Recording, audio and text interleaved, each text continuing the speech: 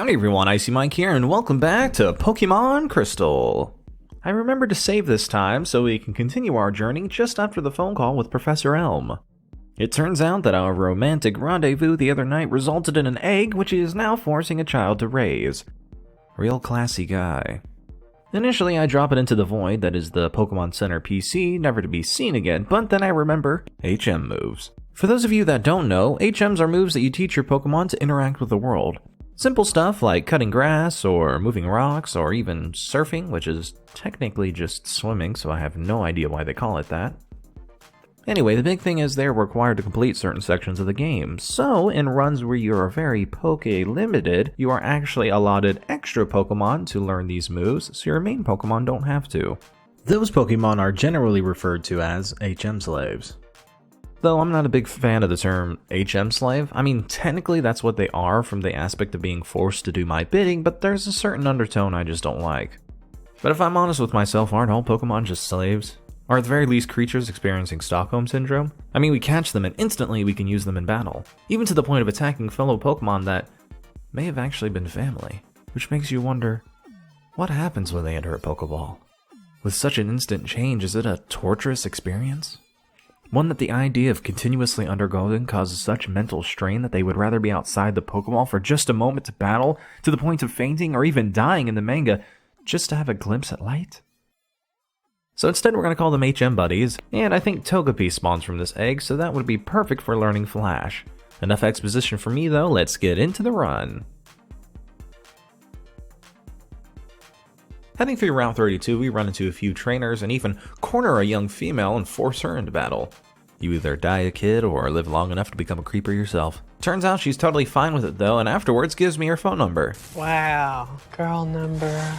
After a few more fights, we trek back to the Pokemon Center where we get a phone call from Liz saying she's super bored and her folks aren't home. Ooh, it turns out it was a wrong number though. Ouch. Just as the pain of young lust subsides, a creepo stomps me to offer a slow poke with his tail. I mean, a slowpoke's tail. I'm guessing it's a euphemism for something. Just after Mom gives me a quick call to let me know that Ho is out spending our money and we make our way to Union Cave. I gotta tell ya, Hiker Daniel, I hate you. A level 11 Onix to my level 15 Fuzzybug. I still have the power of money, so I win the fight without dying, but let's just say it was another long one. I do my best to avoid anyone. Hold very still. His vision relies on movement. While running away from the Zubats that are throwing rocks at us, we manage to make our way out of the cave. Just before Azalea Town, we find a good Samaritan blocking a well that would be dangerous if we fell in. Ah, what a saint he must be. We mill around for a bit and, oh my god, is that Kurt's house? Like, Kurt Russell? Oh my god, I loved him in The Hateful Eight. We rush in like the psycho stans we are, but nah, it's totally not the same Kurt. This Kurt asks weird, uncomfortable questions, then runs off to fight Team Rocket, whoever the hell they are. But let's just continue on to the gym. But wait, who's this guy? Talking about how slowly poking him would be tasty. Maybe I'll go see what my buddy Kurt is up to, and hey, maybe I can push that creeper down a well. Oh good, he's already down here. He says this place is filled with Team Rocket goons and they need a good pokey slapping, but he hurt his back, so now I'll have to do it. Wait, aren't they like a gang? So yeah, sure, tag a kid in to do the dirty work. That'll be fine. We face the first guy pretty easy and run into the next thug. Hello, nurse! I mean, damn, does she need a slowpoke with a tail? Am I right, boys? After finishing her off and the next thug, I stop to say hi to this little cutie and he's missing his tail. Well, no, I thought that was a euphemism, but they're actually cutting off their tails. What the f***? Suddenly, I black out into a blind rage, listening to the screams of terror from the Team Rocket goons. I come to, my old buddy Kurt is congratulating me for beating up Team Rocket.